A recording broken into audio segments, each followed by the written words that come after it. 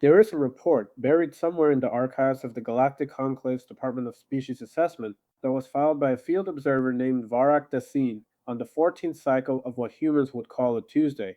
The report is exactly 412 pages long. The first 300 pages are data. The last 112 pages are something the Conclave's senior analyst described in polite terms as emotionally compromised documentation. In less polite terms, it reads like someone had a breakdown and decided to do it professionally. Vorrak Thessin was, before his assignment to the Sol system, considered one of the finest junior observers in the entire Conclave fleet. Calm, methodical, precise. He had documented the mating rituals of the Shrieking Veil without flinching. He had catalogued a supernova from 3 light-minutes away and written about it the way most beings write grocery lists. He had once sat in a room with a Tharok warlord for 6 hours and not blinked once.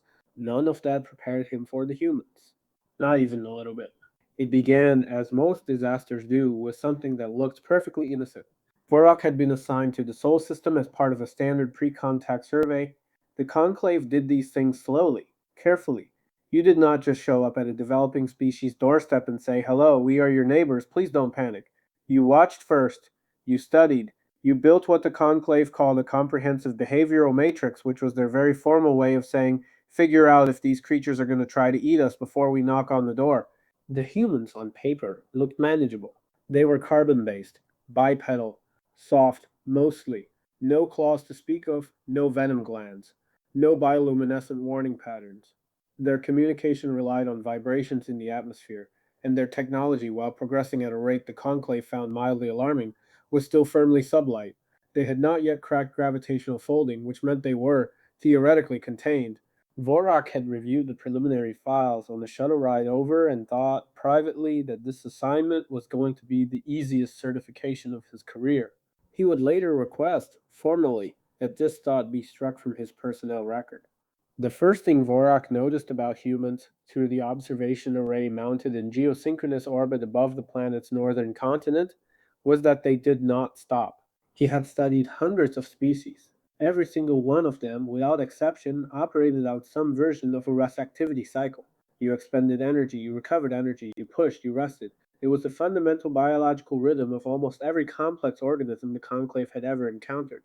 Even the Drathani, who were essentially made of aggression and spite, took breaks. Even the Koruvian war drones shut down for maintenance periods. Humans apparently had received a different memo, or more accurately, no memo at all.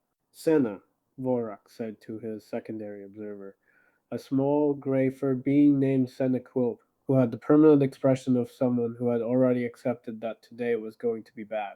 Run the activity cycle data again. Sinew ran it. That cannot be right, Vorrak said.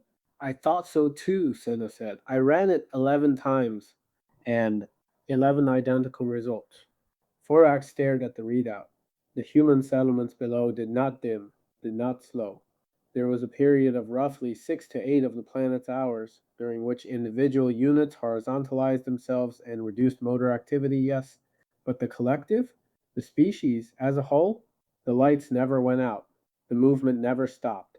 The cities pulsed, constant and relentless, like a heartbeat that simply refused to accept that hearts were supposed to rest between beats. They sleep in shifts, Senna said, helpfully. That is not a biological solution, Vorok said. That is a logistics problem they turned into a lifestyle. Senna considered this, I think that describes a lot of what they do. Vorrak added his first notation to the report. Subject species demonstrates no collective dormancy state. Individual rest is rotated to maintain continuous species wide activity. Flag for review. He underlined flag for review 3 times. Week 2 of observation brought Vorrak what he would later call the incident with the mountain. He had, purely for thoroughness, set one of the survey drones to track individual humans over extended periods. This was standard practice.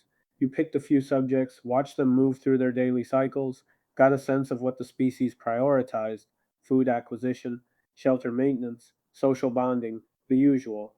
He picked a subject almost at random, a female human average size by the species standards, inhabiting a structure in a region of elevated terrain on the northern continent.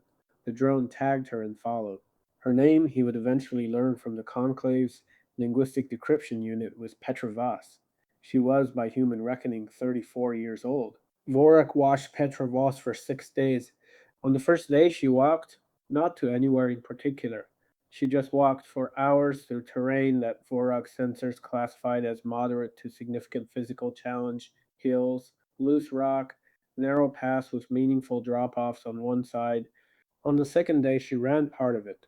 On the third day, it rained. Not light rain, the kind of rain that came with atmospheric pressure drops and thunder and electrical discharges in the clouds. Vorrak expected her to go back inside. He had the drone ready to redirect. Petra Voss put on a yellow covering over her existing coverings and went out anyway. She's going out in the electrical storm, Vorrak said, mostly to himself, because Senna had gone to process the morning's data. She walked the same route, in the rain, with occasional thunder. On the fourth day, Vorrak checked her biometrics, which the survey equipment could capture passively at range. Her cardiovascular output was elevated. Her lower limb musculature was registering what the Conclave's biological reference database cheerfully described as microtrauma consistent with repetitive stress. Her joints, specifically the ones connecting her lower leg bones to her foot bones, were producing inflammation markers. She was, in the most clinical possible terms, hurting herself. She went out on the fifth day. Vorrak added a notation: individual subjects continue activity cycles despite measurable physical damage to their own bodies. Recommend additional observation before concluding this is species wide behavior rather than individual abnormality. He sent the notation to Senna. Senna sent back two words: it's not. The confirmation came faster than Vorrak was comfortable with. He expanded the individual tracking program from one subject to 40 different continents, different ages, different biological sexes, of which the humans had two primary variants with individual variation beyond that, which was its own entire footnote in his report, different economic classifications, different cultural subgroups, different environmental contexts. For the humans, watched continuously for 30 days, the results were, to use a conclave technical term, deeply upsetting. Subject Dorin Marsh, a male human in the southwestern continent's desert region, ran races, not small races. Races across terrain that Vorok's survival assessment algorithm rated, with complete sincerity, as incompatible with organic life without extensive technological support. Doran Marsh ran across it in fabric shoes carrying water in a bag on his back, and then posted the experience on the Human Collective Information Network with apparent joy. Subject Yusuf Banda, inhabiting the eastern continent's humid lowland region, caught things, fish mostly, but with a commitment that Vorrak could only describe as haunted. He would go out before the local star rose and come back when it set every day, in weather that Vorrak would have evacuated the drone from.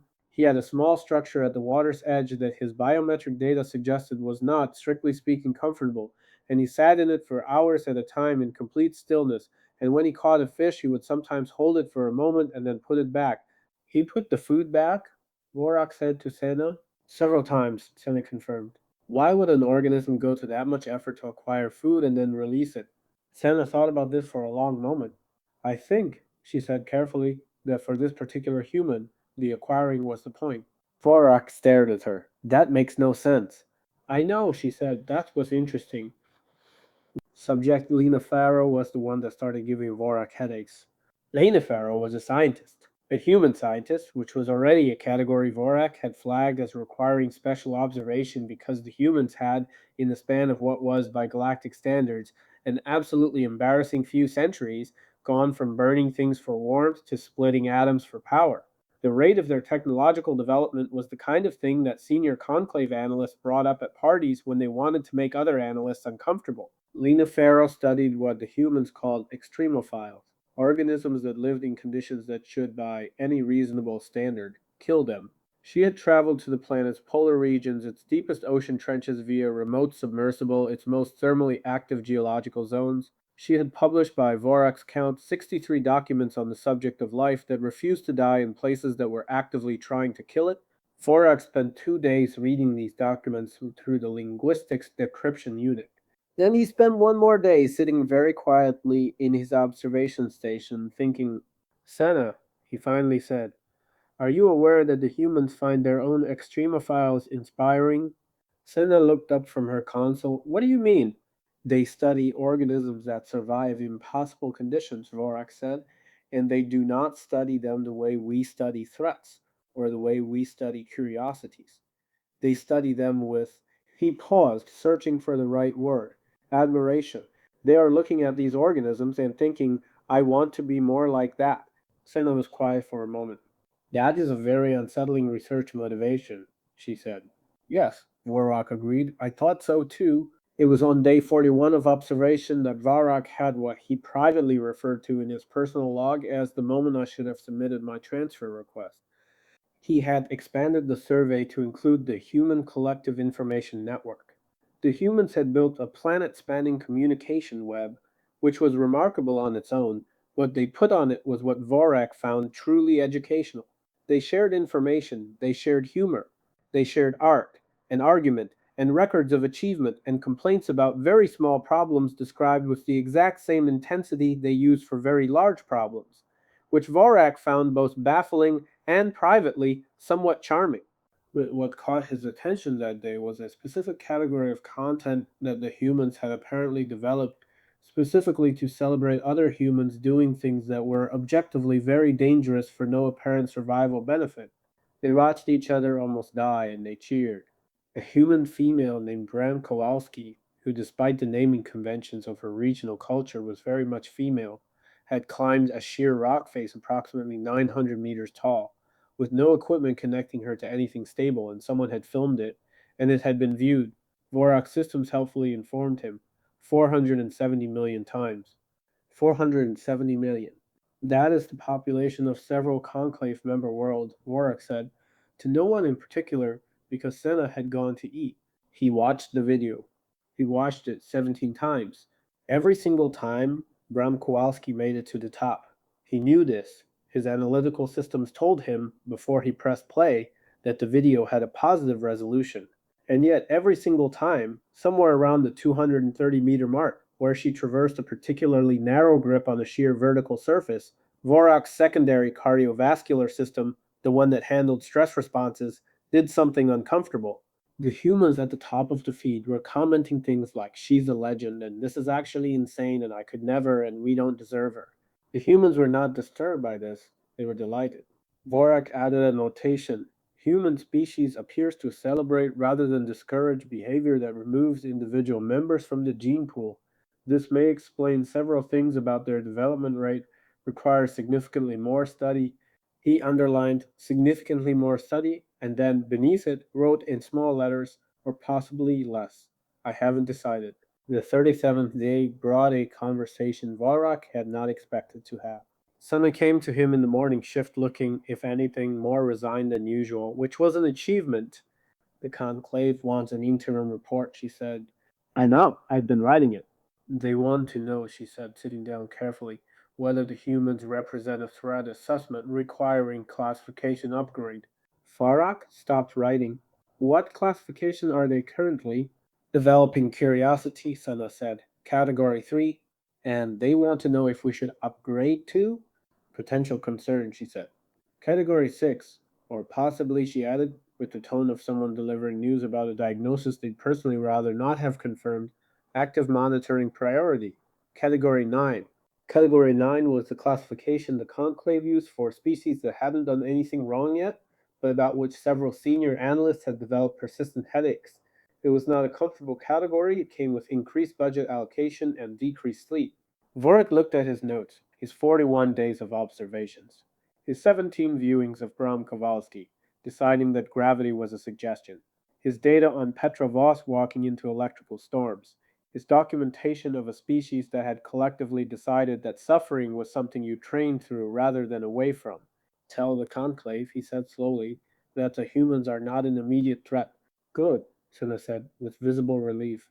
But Vorrak continued, tell them also that I am not certain the humans are aware of what they are, and that, in my professional opinion, a species that does not fully understand its own nature is significantly more unpredictable than one that does. Senna wrote this down. She stopped. She looked at him. Is that going to make the senior analyst anxious? Profoundly, Vorrak said. Good, Senna said. They should be. Day 52 introduced Vorrak to something the humans called competitive sport.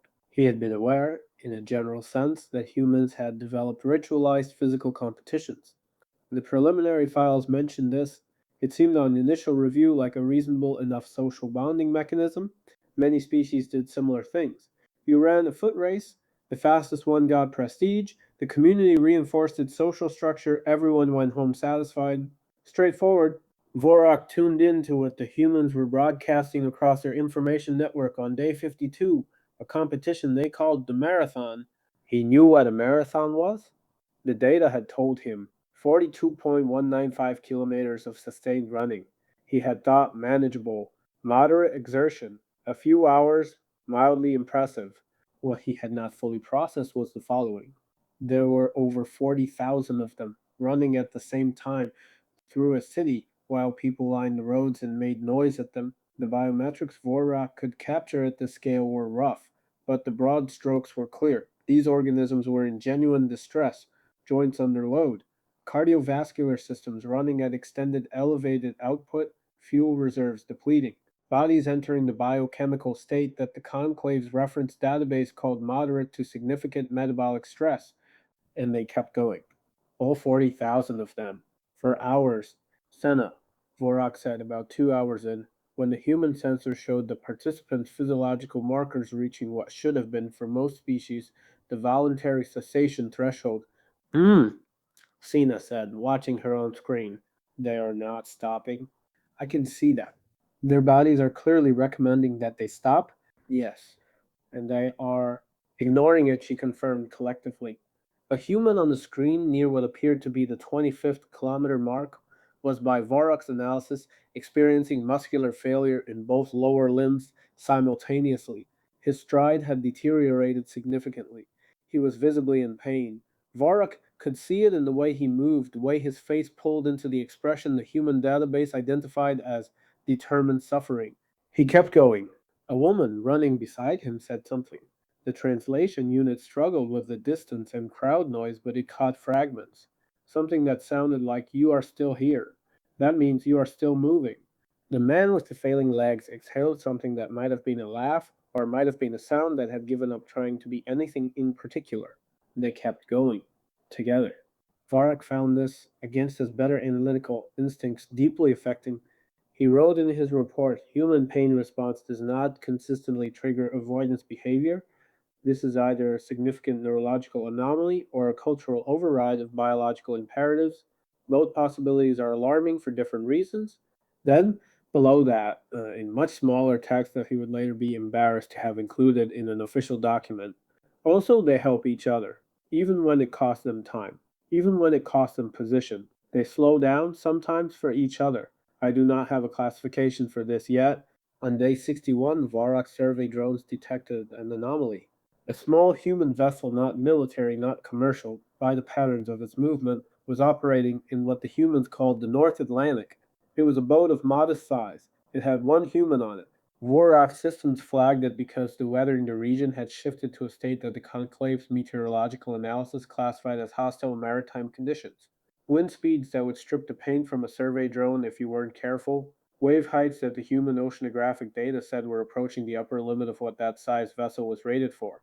The boat should have turned around. Any logical actor would have turned around. The boat did not turn around. Who is that? Sana asked, coming to stand beside Vorrak at the observation array. The linguistic system worked on the registration numbers, cross-referenced with human maritime databases the Conclave had quietly archived. A human named Kenji Obar, Vorrak said. He is attempting to cross the ocean alone. In that, Sana said. In that, Vorrak confirmed. Why? Vorrak checked the databases. Because, he said after a moment, no one from his cultural region has done it before.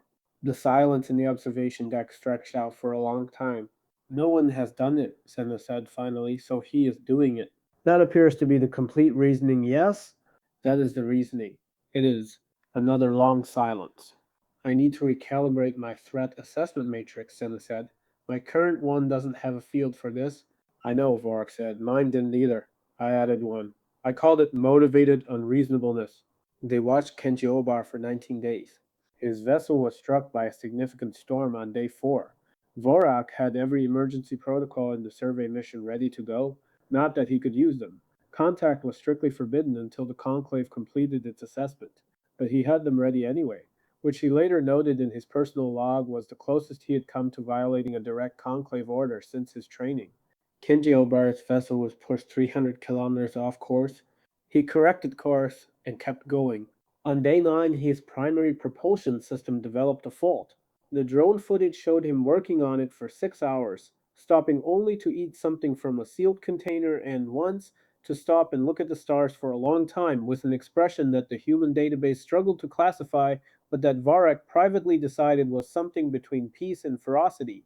He fixed the propulsion system, he kept going. On day 17, Vorrak's sensors caught something the meteorological system hadn't predicted. A second weather system, smaller but nastier, moving into Kenji's path. The calculation came back fast. He would hit it, or he would divert significantly south and add days to the crossing, or he could attempt to outrun it, which the system rated as having a 31% chance of success. Vorrak watched. He couldn't warn him, he could only watch. Kenji Obar hit the weather head on. He did not divert, he did not try to outrun it, he hit it straight, and for 4 hours, Vorrak watched the small boat do things that his structural analysis said were at the outer boundary of what the vessel could take, and the human inside it was clipped in with a safety line and fighting the wheel, and at one point laughing. Is he laughing? Sana asked. The audio analysis says yes, Vorrak said. At the storm? Apparently. Sana sat down very slowly, the way beings sat down when their brain needed a moment to catch up with their senses. Kenji Obar crossed the ocean on day 19. He made landfall on the far continent as the local star was setting, and he sat on the deck of his small boat in the harbor of a city he had never visited, and he was quiet for a very long time. Then he called someone on his communication device, and the translation unit caught, "I made it. I know. Yeah, I know." He sounded surprised, not at having made it, at the sound of the other person's voice. Like making it had briefly made him forget that there were other people who had been waiting. Vorok stared at the screen for a long time. Then he opened a new section in his report and titled it, "On the Question of Whether Humans Are Dangerous." He wrote for 3 hours. The interim report that reached the Conclave's assessment committee on day 75 of Vorok's mission was, by the committee's later admission, not what they had expected. They had expected data, they had expected analysis, they had expected the clean, structured overview that Vorrak Thessin had always delivered. This many subjects observed, this many behaviors cataloged, preliminary threat rating, recommended action.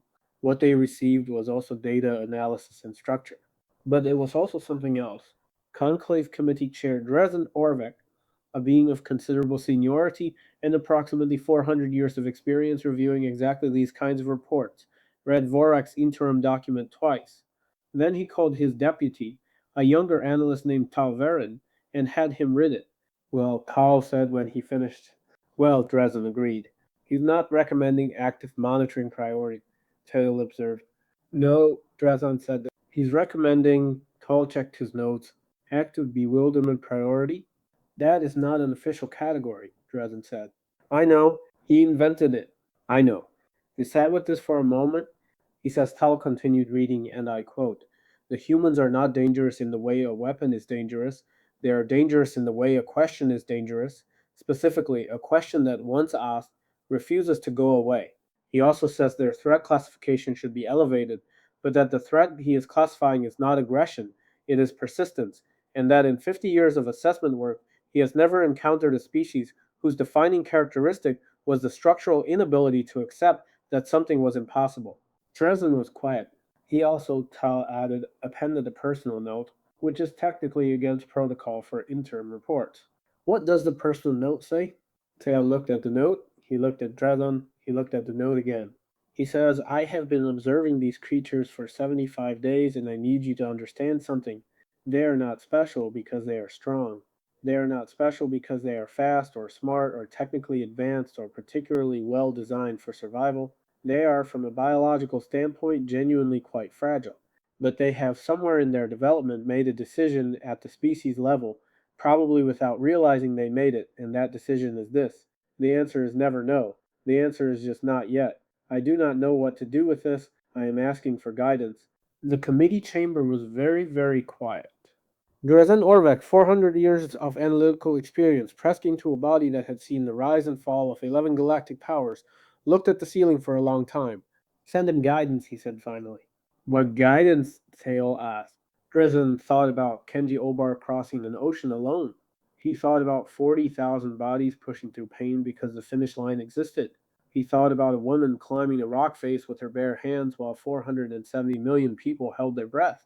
Tell him, Dresden said slowly, that we don't have any, and then upgrade his mission budget. He's going to need more drones. Back on the observation station, Vorrak Thessin didn't know yet that his budget had been upgraded. He was watching his screens. 40 subjects had become 80. 80 were becoming 120. He was mapping, cataloging, trying to build a model that would explain what he was seeing. The model kept failing. Because every time he thought he had identified the limit, the threshold, the point at which humans would rationally stop, he would watch them not stop. He would watch them do the thing that every biological model said they shouldn't be able to do, and then he would watch them write about it and share it and inspire other humans to try, and those humans would try, and the cycle would start again, louder and faster each time. It was like watching a fire decide to learn how to burn upward. He was so focused on the data that he almost missed it. Almost. The alert came from the deep space sensor grid, the automated system that tracked all movement within the Sol system's outer boundaries. Vorrak had set it to notify him of any anomalies, any unexpected signals, any signatures that didn't match the standard background noise of a developing civilization's early force into local space. The alert was small, it was quiet, it was the kind of thing you could easily dismiss where it could not dismiss it. He pulled it up, ran the analysis twice, and sat very still for a moment that stretched longer than it should have.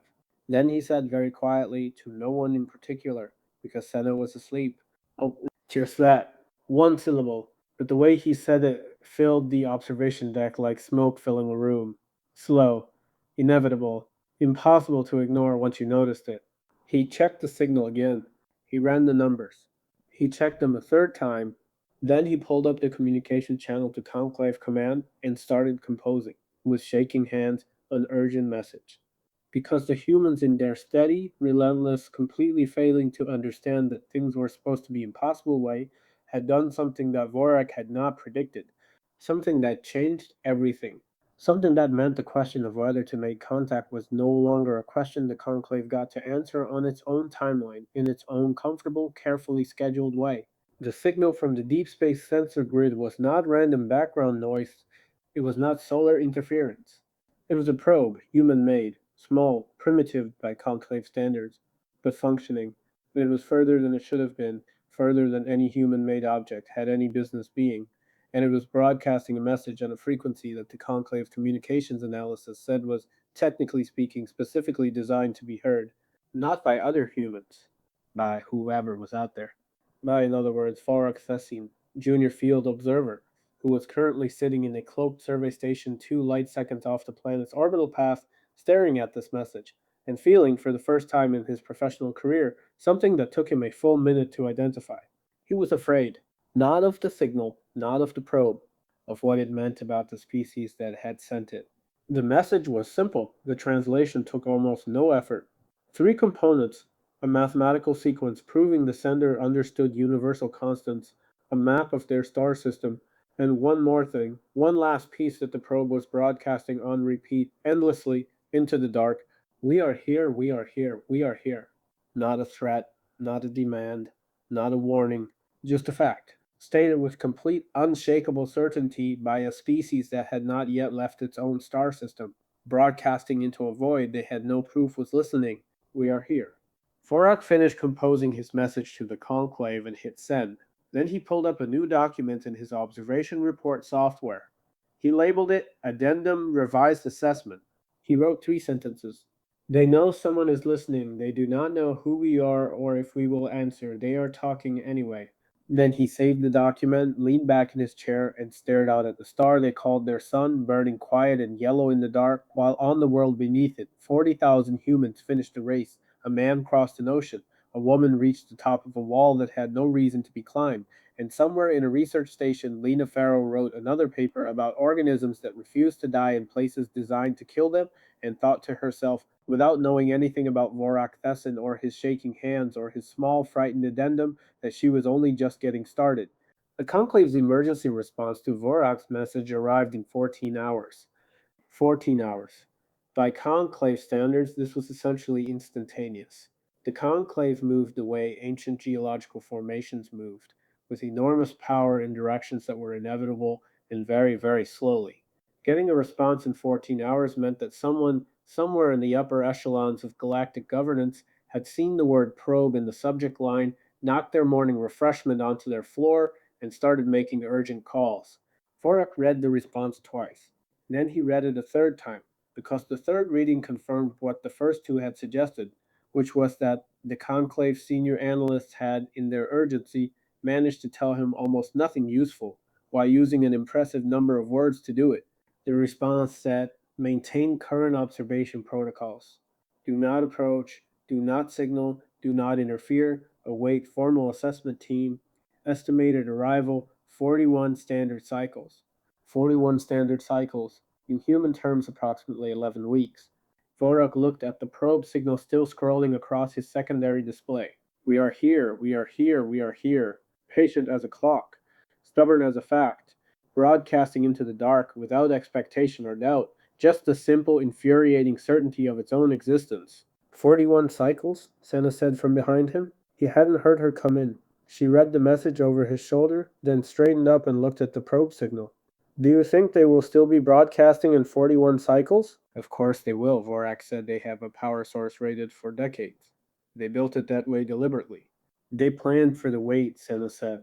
They planned for a very long wait. They planned, Senna, for the possibility that no one would answer for a very long time, and they sent the signal anyway. Senna sat down, slowly, with the particular careful quality of a being whose brain had just encountered a thought and needed to sit down to process properly.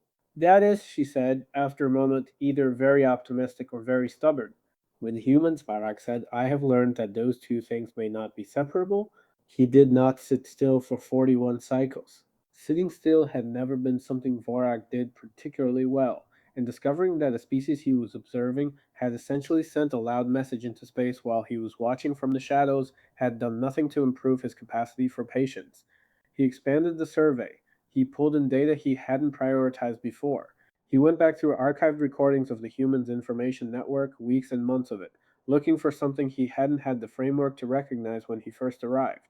What he found was this: the humans had been talking about the probe for years before they sent it, publicly, loudly, with an enthusiasm that the Conclave's cultural analysis database struggled to categorize as anything other than collective determination expressed through argument. They had debated it endlessly.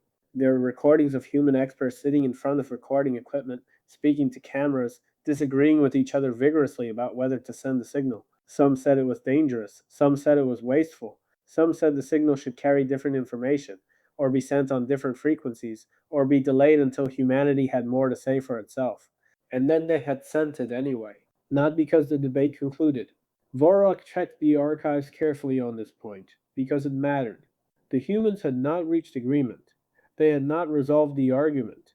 Right up until the launch date, there were humans on record arguing that the whole project was premature, or reckless, or philosophically misguided. They sent it while the argument was still going on. They just decided at some collective level that Vorok found genuinely difficult to model, that waiting until everyone agreed was not a condition they were willing to require, that some things were worth doing before you were ready, before you were certain, before you had resolved every reasonable objection. Vorok wrote in his report, human decision-making process does not require consensus. It appears to require only sufficient momentum. This is either a profound strength or a terrifying vulnerability, and I suspect it may be both simultaneously. Below that, he wrote, I am beginning to understand why my threat assessment matrix needed a new category. Senna found the footage on day 83.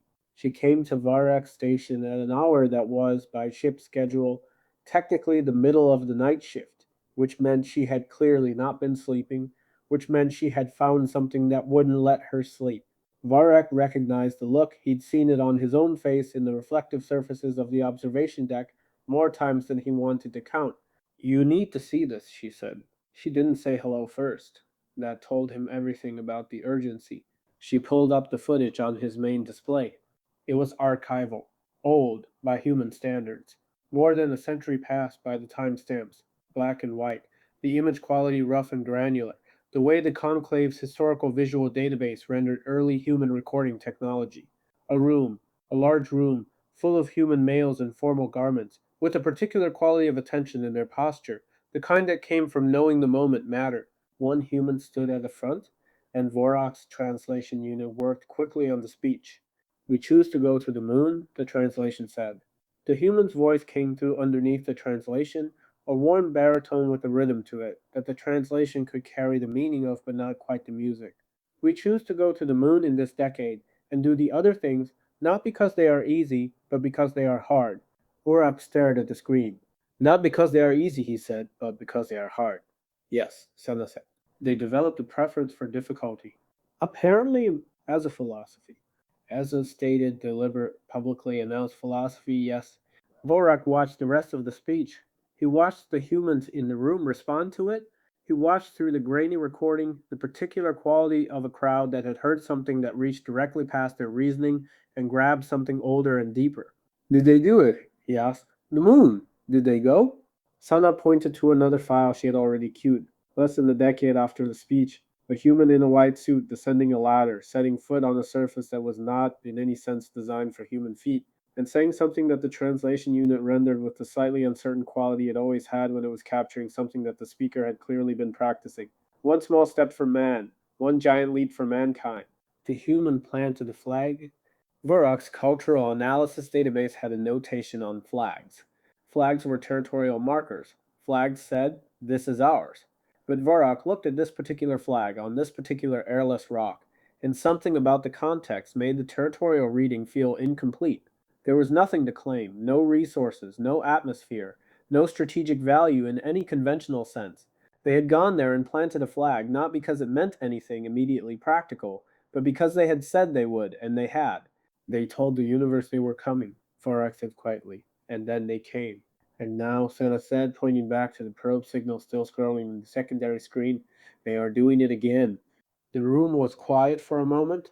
Senna, Vorrak said, if the Conclave's formal assessment team arrives in 41 cycles and recommends continued observation and no contact, what do you think happens? Senna thought, the humans keep broadcasting. They advance their technology. They eventually get close enough to space that the question of contact stops being ours to decide. And how long do you think that takes at their development rate? Senna ran the numbers on her tablet. She stopped. She looked at the numbers. She ran them again, the way you did when you were hoping you'd made an arithmetic error. Oh, she said. Just that. The same small syllable Vorrak had used when he found the probe signal. One sound, carrying a very large weight. Yes, Vorrak said. On day 91, Vorrak did something that was, technically speaking, not explicitly prohibited by his mission parameters, but that he was reasonably certain had not been specifically anticipated by them either.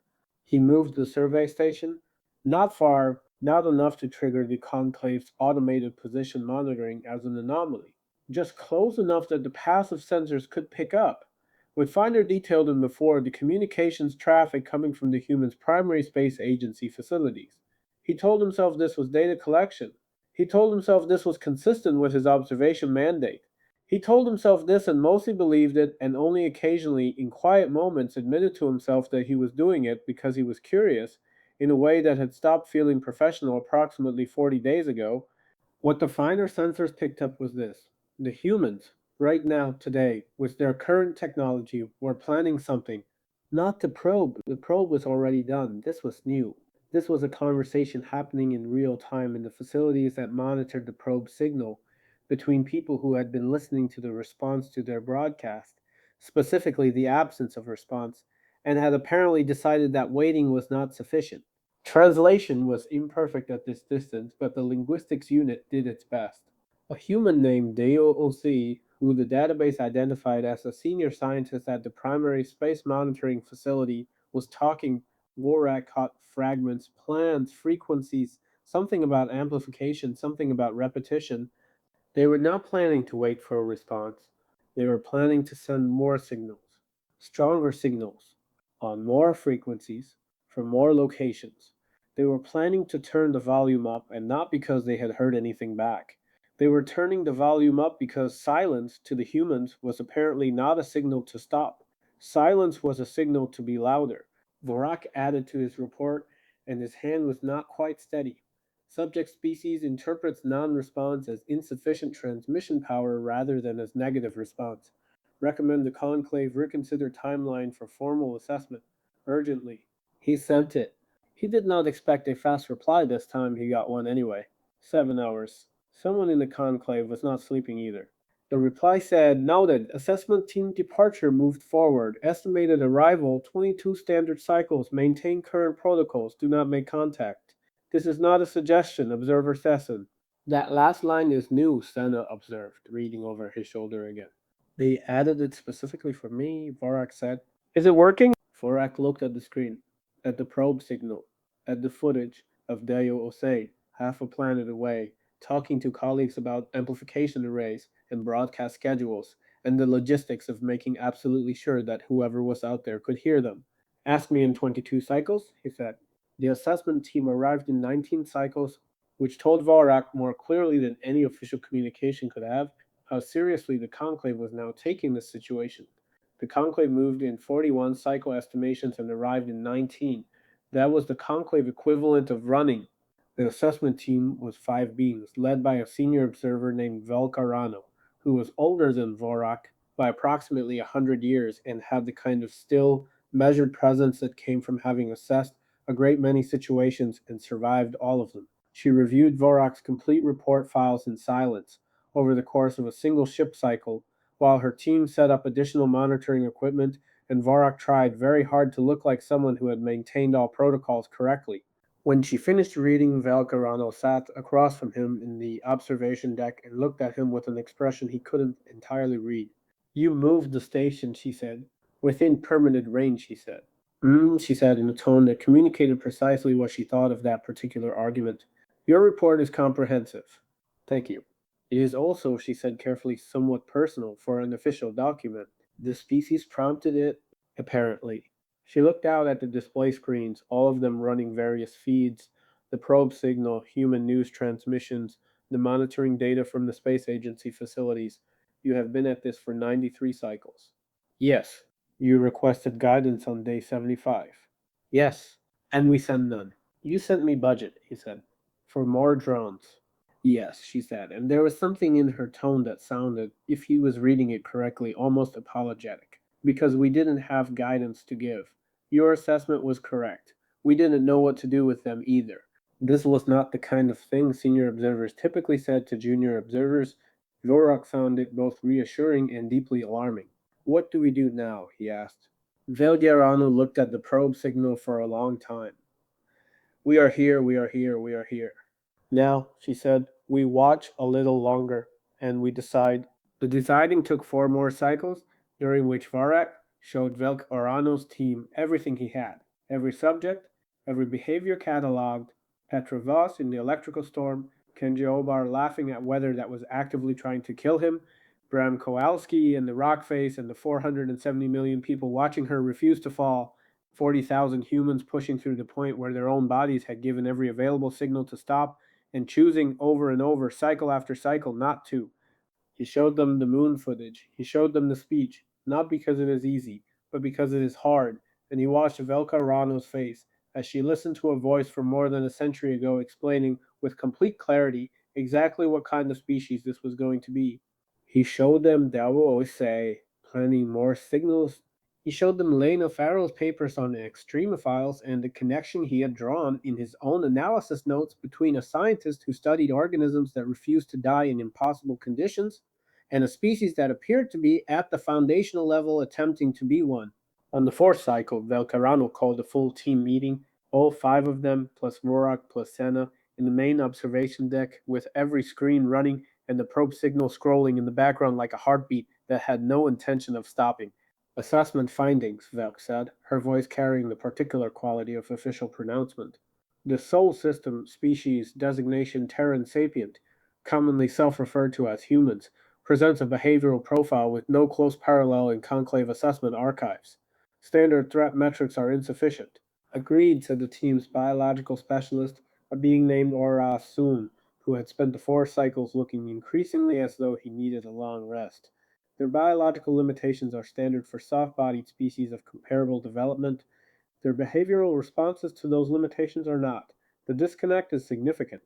They override biological signals repeatedly and consistently, said the cultural analyst, a young female named Brix Colon, who had been the quietest of the team and had clearly been thinking the hardest. This would normally indicate either neurological abnormality or cultural development of extraordinary depth and persistence. In this case, I believe it is both, compounding each other. The probe, said the technological assessor, a compact and precise being named Dorin, is not their ceiling, it is their floor.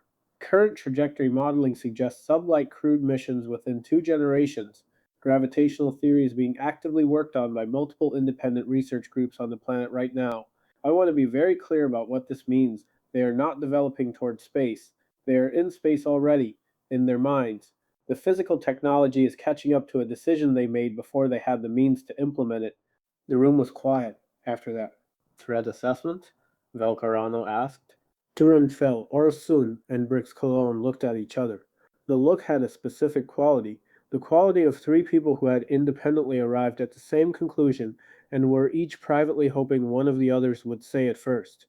Brix said it first, because she was the youngest and had not yet developed the senior analyst habit of waiting for someone else to take the risk. They are not a threat to the Conclave, she said, not as they currently exist. But that's not the right question.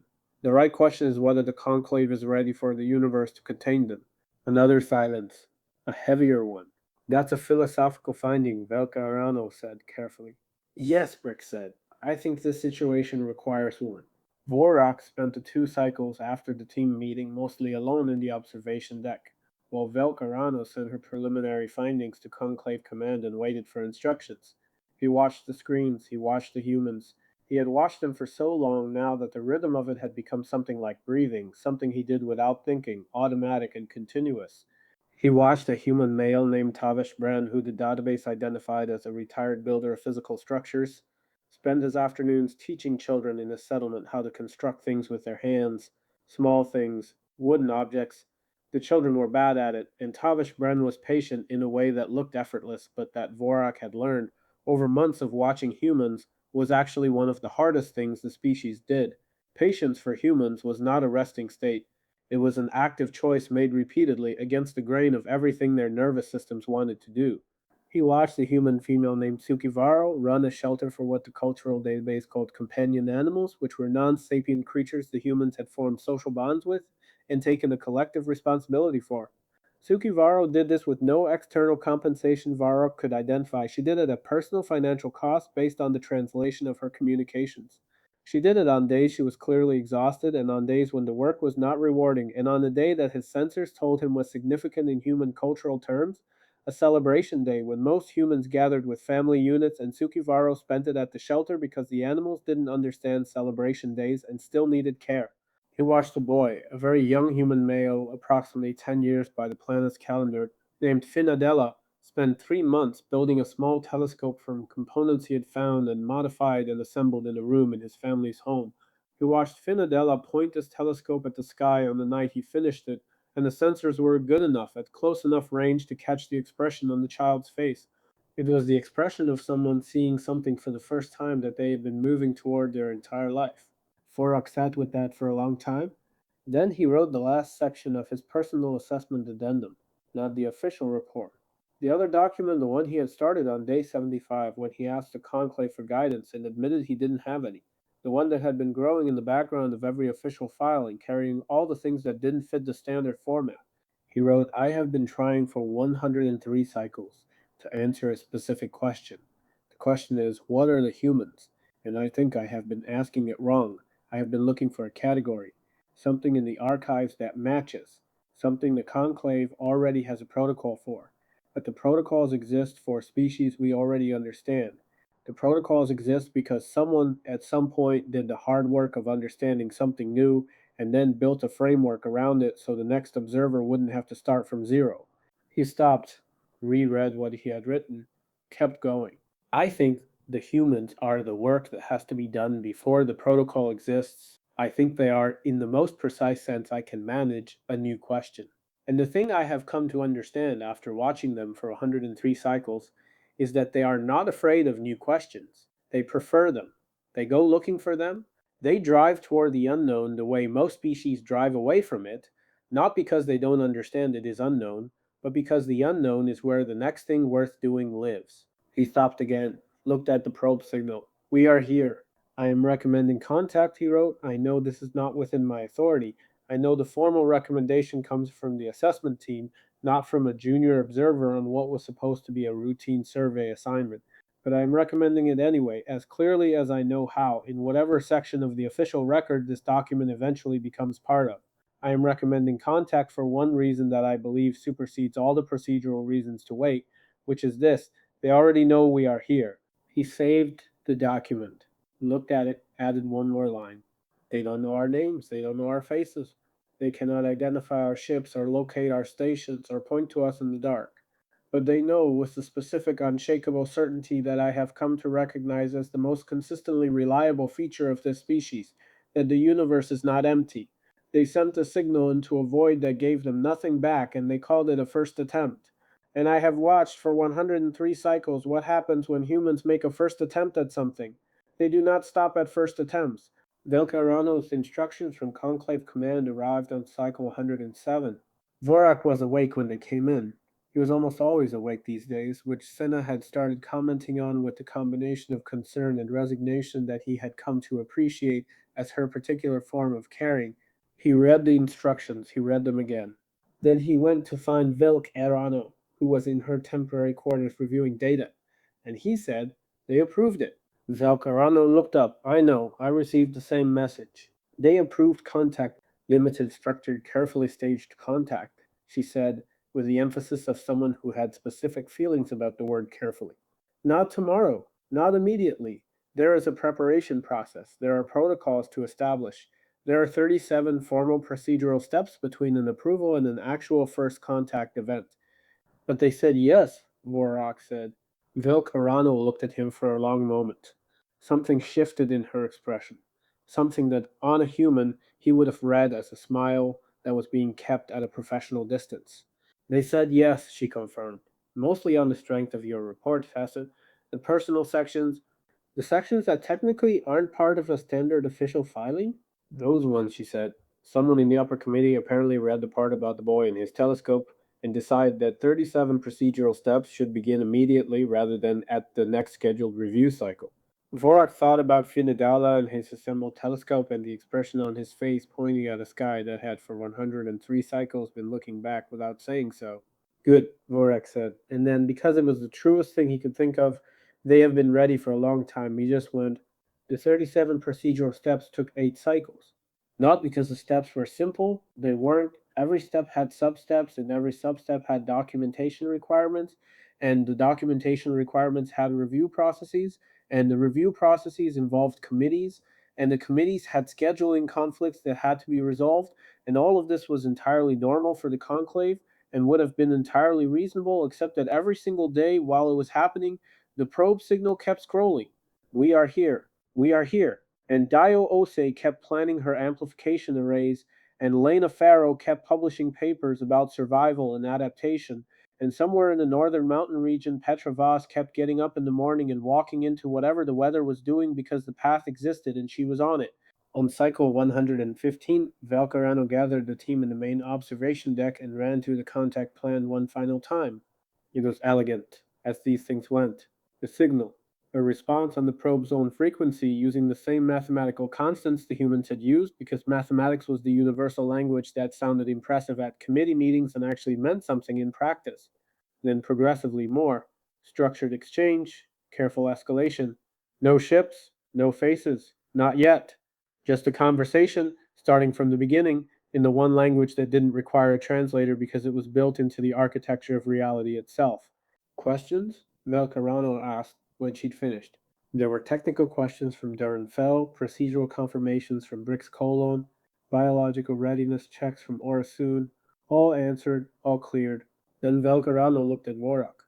Observer Thessin, you have been watching them longer than anyone in this room. Is there anything the plan doesn't account for? Vorrak considered this seriously. He went through the plan in his mind, checking it against 115 cycles of behavioral data, against the patterns he had mapped and remapped, against everything he thought he knew about the species that had, without knowing they were doing it, turned a routine survey assignment into something he was going to be describing to people for the rest of his professional life. One thing, he said. What? The plan accounts for how we will open the conversation, he said. It does not account for the fact that once you open a conversation with a human, they will not let it end. The room was quiet. Is that a problem? Briggs Colon asked. Vorrak thought about Kenji Obar crossing an ocean nobody asked him to cross. He thought about 40,000 bodies crossing a finish line that was only significant because someone had drawn a line and called it a goal. He thought about a probe broadcasting into silence for years without an answer, patient as a star, persistent as gravity, absolutely certain that the answer would come eventually because the only alternative was that the universe was empty and the humans had decided a very long time ago that this was not something they were willing to accept. No, Vorrak said. I don't think it's a problem. I think it is, in fact, exactly what we need. Something that won't let the conversation end. He looked at the probe signal one last time. Something that has an off switch, he said, that they forgot to include. The signal went out at what the humans called 1437:22 Greenwich Mean Time on a Tuesday. This was, Vorrak thought, fitting. It had all started on a Tuesday. It seemed appropriate that it should begin in earnest on one. The response traveled at the speed that responses traveled at. It reached the probe, it entered the probe's receiver systems, which were designed meticulously to listen for exactly this kind of structured mathematical reply. It triggered the probe's automated alert protocols, which had been waiting faithfully since the day the probe launched, for the moment that the mission actually justified itself. At a monitoring station on the surface of the planet, in a facility that smelled of recycled air and decades of focused attention, a computer screen that had been showing nothing but ambient noise on the designated frequency for years displayed something new. An alarm went off. Diose was not in the room when the alarm went off. She was, by the timestamps Vorrak's sensors captured, in a small adjacent room consuming a midday meal which she left on the table. She came through the door at a speed that the biosensors registered as elevated heart rate, elevated respiration, the full body biochemical signature of a being who had just heard a sound that changed everything. She looked at the screen. She looked at the screen for a long time. Around her, other humans arrived. They had heard the alarm. They were looking at the same screen. The mathematical sequence, their own constants, reflected back the response that was not interference, not error, not wishful interpretation, the response that was unmistakably deliberate. The room was very quiet for a moment. Then Dio Osei said something that the translation unit caught clearly because she said it loudly and precisely and with the specific kind of weight that people used when they understood they were saying something that would be remembered. She said, tell everyone, not which everyone, not a department or a committee or a chain of command, just everyone, all of them, the whole planet of them, with their marathons and their telescopes and their oceans and their rock faces and their probes broadcasting into the dark since before most of the people in that room were born. Tell everyone. Vorrak watched the room explode into motion. He watched Dayaose stand perfectly still in the middle of it, not because she was calm. Her biometrics were, at this point, recording readings that his medical reference database flagged as significant emotional activation, but because she had decided, in this exact moment, that the stillness was what the moment needed from her specifically.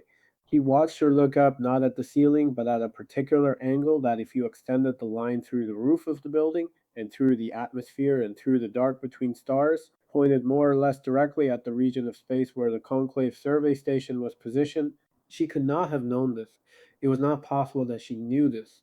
The mathematics of the coincidence were such that Vorok's probability module flagged it as statistically insignificant. He found, nevertheless, that he could not look away.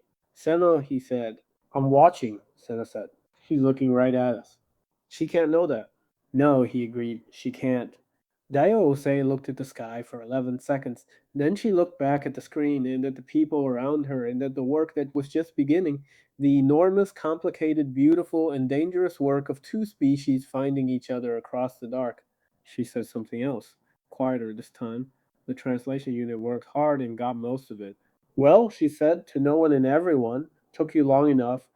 Vorrak Thessin filed his final personal addendum to the Sol System Survey report on Cycle 116 the day after the signal exchange. He filed it as an attachment to the official documentation, clearly labeled as supplementary personal observation, which meant it would technically be part of the permanent record, but could be disregarded by analysts who preferred their reports without feelings in them. He suspected it would not be disregarded. He wrote, I have spent 116 cycles watching a species that operates as though limitations are starting conditions rather than final answers. I have watched them take their own biology, which is fragile, and their own history, which is violent and painful, in ways that most Conclave member species have not experienced at such close range within their own developmental period, and build from it something that I did not have a word for when I arrived, and that I still do not have a perfect word for, but that I will attempt to describe anyway. He paused, looked at his screens. The celebration coverage coming in from the human networks was already overwhelming the survey equipment's filtering capacity. The entire planet appeared to be talking at once. News broadcasts, personal communications, public transmissions. The mathematical proof of contact being repeated, analyzed, and celebrated in hundreds of languages simultaneously. The word I am reaching for, he wrote, is not courage. Courage implies that the fear is stronger and is being overridden. The word is not determination, which implies a fixed goal and a straight line toward it. The word is not hope, because hope has an uncertain quality that what I have observed does not quite have. What I have observed is more certain than hope, more structural. He wrote the next part carefully. I think the word may be, in my language, the closest equivalent to the human concept they call faith. Not religious faith specifically, something broader. The particular practice certainty that the next step is worth taking before you can see where it leads, that the signal is worth sending before you know if anyone is there, that the mountain is worth climbing before you know if the top is worth reaching, that the race is worth running even when your legs have already told you every reasonable thing they know how to say. He stopped, read it back. The humans have no off switch, he wrote. I set this to Sun out early in the mission as a concern, as something that made them unpredictable and therefore by conclave standards difficult to classify. I no longer think of it as a concern. I think of it as possibly the most important thing about them. He finished the addendum with a single line that he expected the senior committee would either find profound or find embarrassing on his behalf, and he found, to his mild surprise, that he did not particularly mind which. We made contact today with a species that sent a message into silence for years, without an answer, without certainty, without any rational basis for confidence that the universe was listening. We answered, and their first response, translated as accurately as our systems can manage, was effectively, We knew you were there. They did not know, but they believed. And in the end, the difference between those two things was not as large as I thought it was when this mission began. I am recommending full contact protocols and formal introduction proceedings. I am also recommending, for the record, that whoever handles the introduction proceedings take the time to watch what happens when a human decides that something is worth doing. It is not a short thing to watch. It does not end. That Vorrak Thessin wrote in the last line of the last document he filed from the Sol System Survey Station on cycle 116 of what had been the strangest and most clarifying assignment of his professional life is entirely the point.